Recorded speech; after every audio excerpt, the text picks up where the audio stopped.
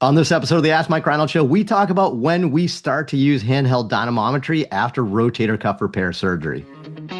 The Ask Mike Reinold Show. Helping people feel better, move better, and perform better.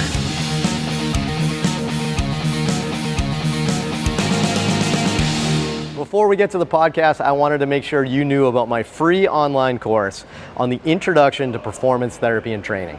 If you want to learn how to get started optimizing and enhancing performance, this is the course for you. Head to mikereinold.com/performance to sign up today. Welcome back, everybody, to the latest episode of the Ask Mike Reinold Show. I'm here with the crew from Champion PT and Performance.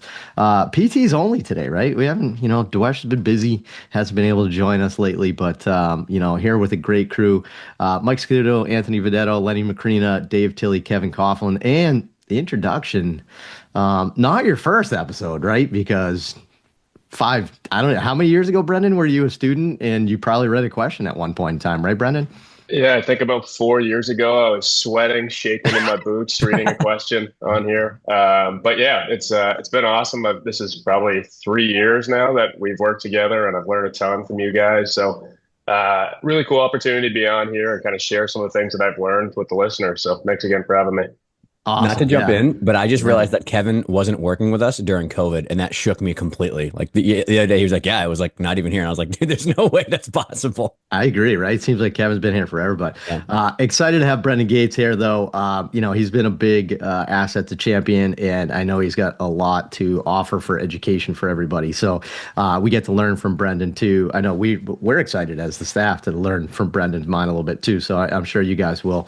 And Lisa Lowe, I didn't go out of order. Lisa just joined late, so we got Lisa in there.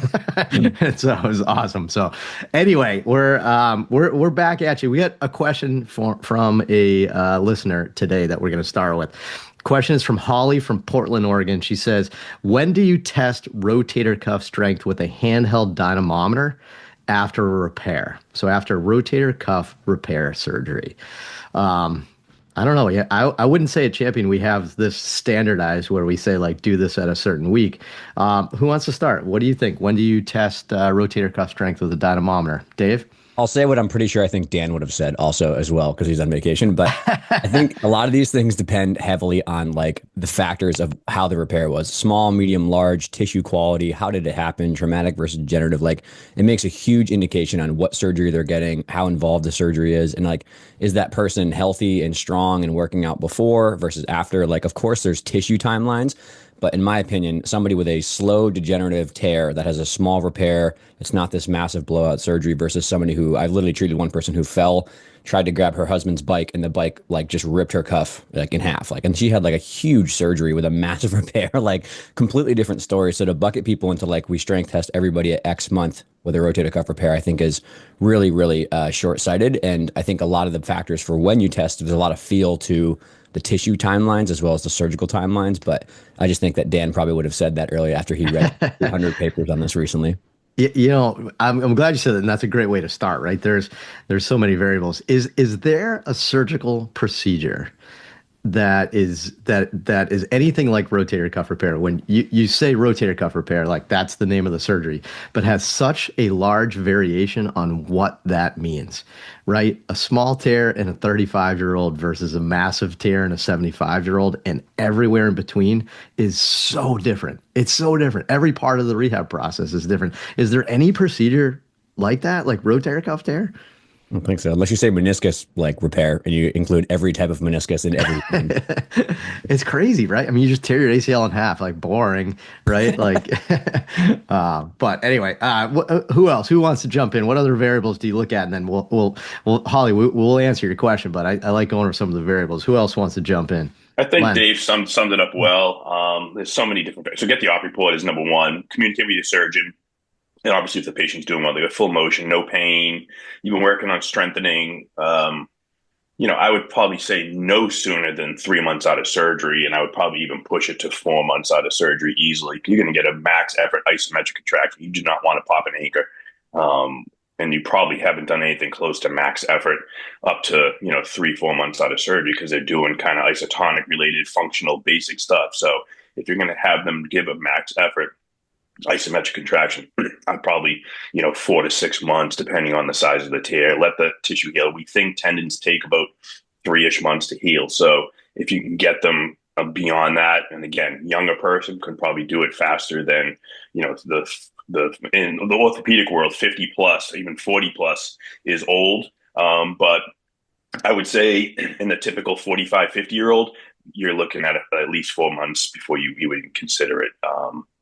And prior to that, you've done a good job pushing them to see if they can handle, some good stresses. So yeah.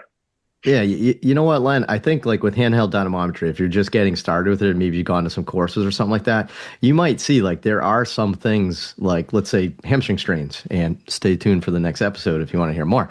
But like hamstring strains, like we will do handheld dynamometry while they're injured within their tolerance. And that's part of the assessment procedure for a hamstring strain is just to see what they can tolerate.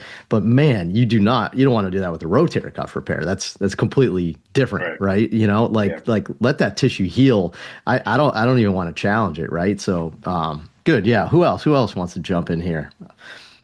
I'm waiting for Mike because we had a good conversation about this yesterday. Yeah, I think, I'm right on board with Lenny in terms of the timeline. 4 months even feels a little bit early for me. Like what are we testing at that point? Like they haven't really strength trained enough to really have a meaningful test. That was kind of Lenny's point. So I think, having an objective for the test, how is that going to guide the rest of your treatment? What's the point of testing? I think any earlier than 4 months, the risk doesn't outweigh the reward. Like we know that they're going to do a progressive loading scheme. They're probably getting back in the gym at that point. Why not give it a little extra time? Get a little further down the line.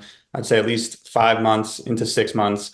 That can give them a good idea of return to sport, whether they're trying to get back into golf or whatever. Then you can get some serious buy-in and be like, hey, you still have a 10% strength deficit in, X rotator cuff muscle. Let's wait a little bit. Or maybe they look great. And it's like, then you start to push them. Hey, you're ready to get back into the sport or the activity that you want to do. So I think waiting has a lot of benefits. So I don't think I could have said that any better. And like Mike really nailed that. Like sometimes you got to take a step back and say, why are we testing? Right. And why test at 3-4 months? If you follow us at Champion, which you probably do if you're listening to this podcast, right? And you kind of understand our treatment style. We're doing manual resistance exercises on these patients through their strengthening program for months. Like I don't want to say we know how strong they are because sure, we value objective testing, but if somebody's behind or doing well with strength. Take a big step back to Mike's point and say, why are you testing? And Mike nailed it. I think like you're testing with a rotator cuff repair to see if they're ready for that last push to return to their activities, right?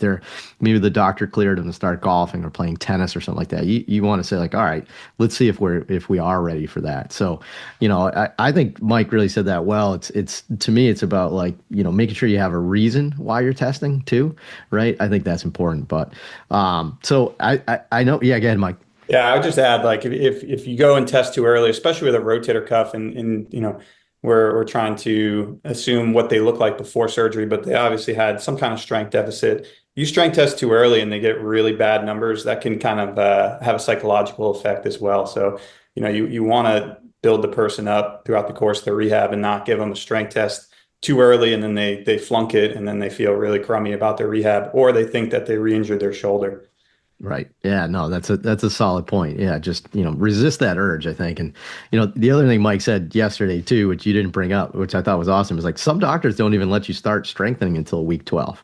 Right. So like, why you're not going to test it week 12, you haven't even started strengthening yet. And then you could argue month 4 that's only a month of strengthening. It's too early to start, testing. There's going to be no benefit. So, I don't know, anybody else before we wrap it up? I think that to me, that I don't want to say an easy question, but I like a simple question like that. Anybody else have any more input on that?